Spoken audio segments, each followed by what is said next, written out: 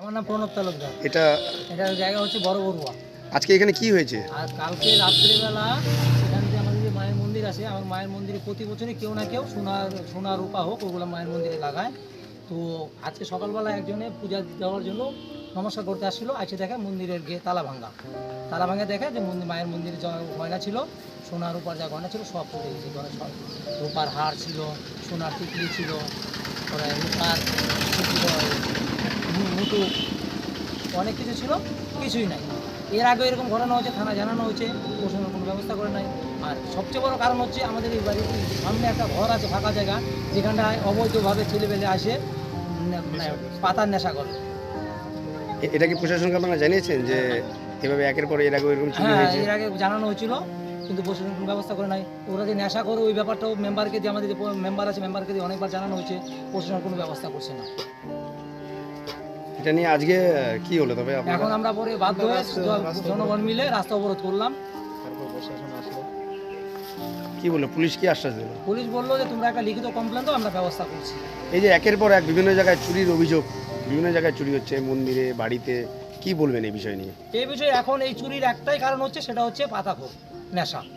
ছেলেপেলে যে হারে নেশা করছে, এই নেশার পয়সা ওদের জোগাড় করার ক্ষমতা নাই। জোগাড় করতে গেলে ওদেরকে চুরি ছাড়া জীবন করতে নেই।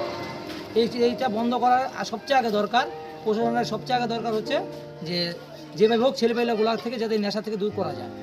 কিন্তু একই রাতে বড়ুয়া হাট খোলাতেও নাকি চুরি হয়েছে, কি বলবেন? একই সঙ্গে শোনা গেছে আমাদের যে পাশে আছে কৃষ্ণ মন্দিরে, ওনার কিন্তু স্বামী মারা গেছে, কিন্তু উনি একা আছে, ওর মন্দির থেকেও কালকে চুরি হয়েছে।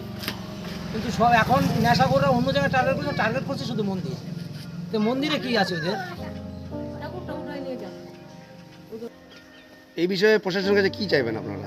আমাদের একটাই দাবি, সেটা হচ্ছে আমাদের যে নেশাটা শুরু হয়েছে, নেশাটা বন্ধ করুন। মায়ের মন্দিরে যদি একটা সিসি ব্যবস্থা করে দেয়, তাহলে আমরা একটু মায়ের মন্দিরে, আমাদের তো চাচ্ছি না, আমাদের তো আজকে মায়ের মন্দিরে চুরি হচ্ছে, কালকে আমাদের ঘর বাড়ি থেকে চুরি হবে। চোর তো আর অন্য কিছু চাচ্ছে না, চোর তো এখন ডাইরেক্ট মায়ের মন্দিরে চুরি করা শুরু করে দিচ্ছে। কাকিমা, আপনার তো এখানেই বাড়ি, আপনি কি প্রথমে দেখেছেন যে মন্দিরে চুরি হয়েছে? এসে কি দেখলেন আপনি এসে?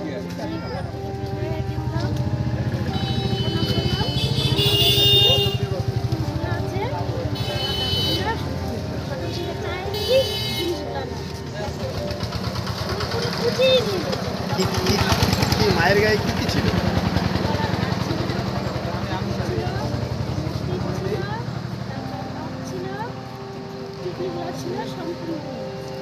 কতটা আতঙ্কে আছেন?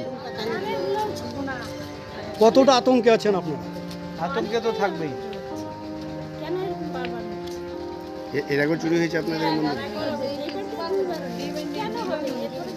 এর আগে যে চুরি হয়েছিল সেই চোরকে কি শনাক্ত করা গেছিল, ধরেছিল প্রশাসন? এটা কি অভিযোগ করেছেন আপনারা না পুলিশ?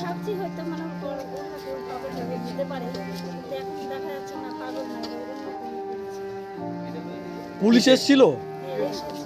কি আশ্বাস দিয়েছে পুলিশ? কি চাইবেন এই যে বারংবার চুরি? একটা সুরক্ষা আমরা চাই, পুলিশের প্রোডাকশন একটা নেই।